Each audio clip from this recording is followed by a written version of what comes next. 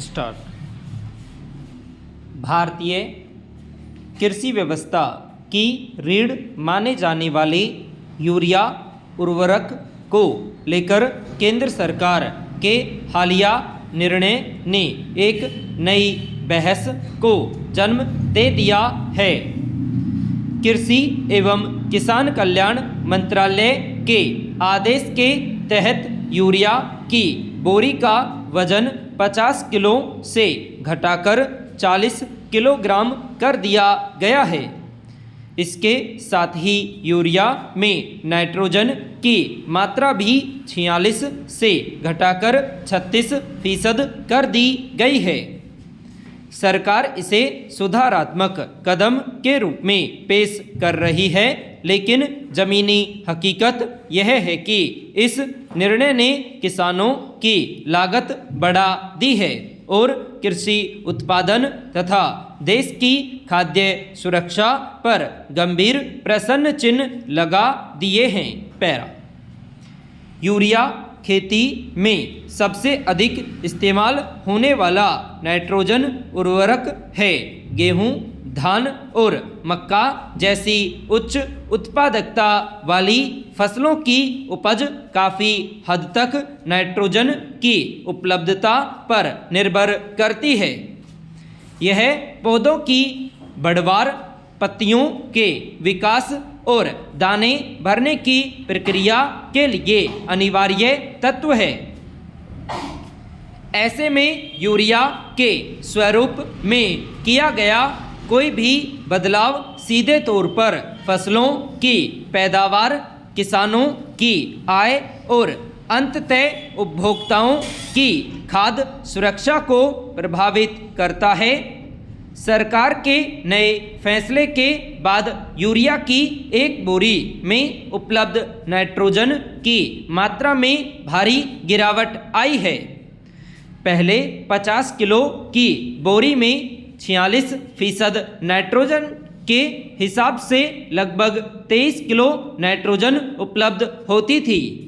अब 40 किलो की बोरी में 36% नाइट्रोजन के साथ यह मात्रा घटकर केवल 14.4 किलो रह गई है। इसका सीधा अर्थ यह है कि किसान को उतनी ही नाइट्रोजन प्राप्त करने के लिए पहले की तुलना में कहीं अधिक यूरिया खरीदना पड़ेगा।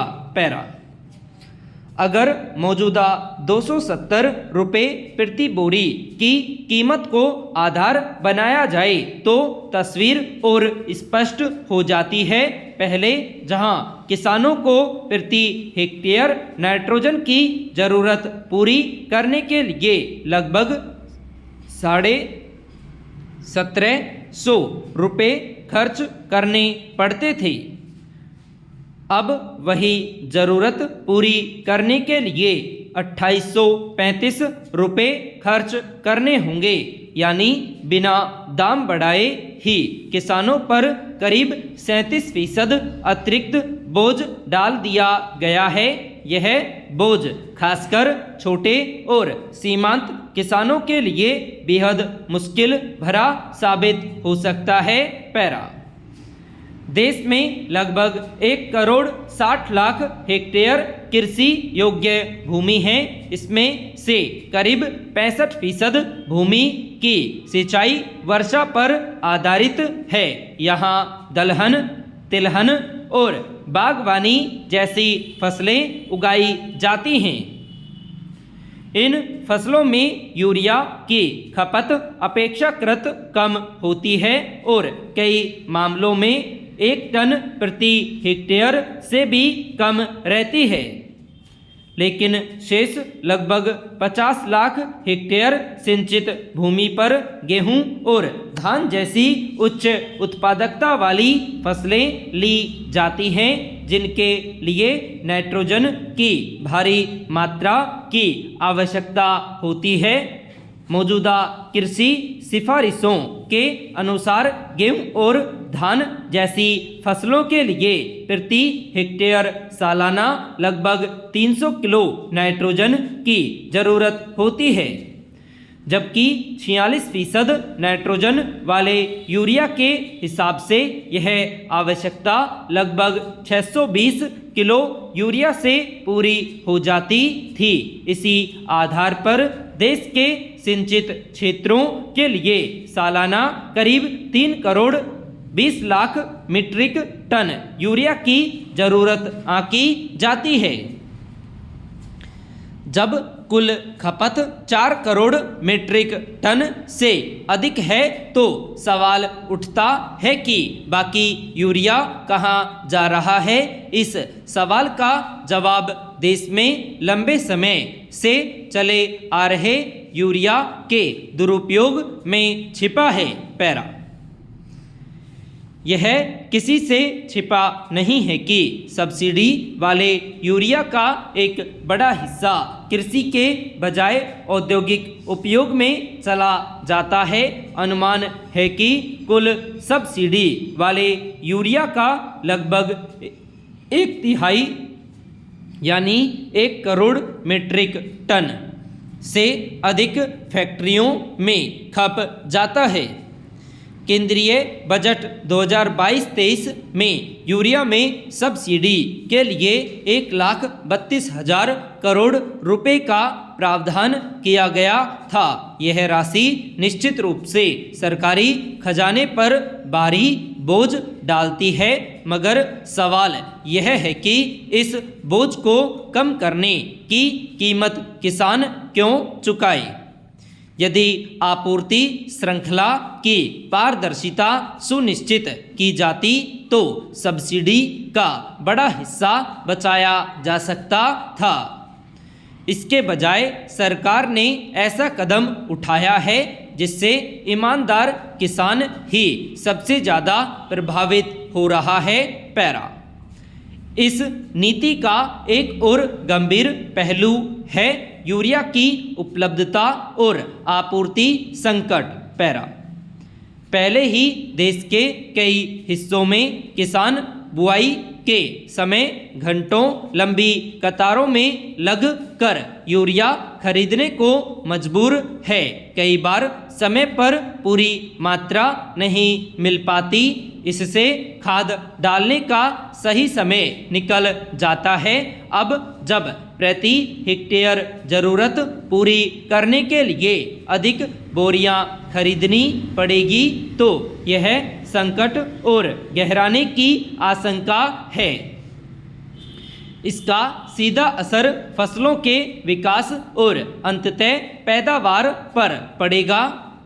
संयुक्त राष्ट्र के खाद्य एवं कृषि संगठन के अनुसार गेहूं, धान और मक्का जैसी फसलों की पूरी पैदावार के लिए प्रति हेक्टेयर 120 से 150 किलो नाइट्रोजन की जरूरत होती है।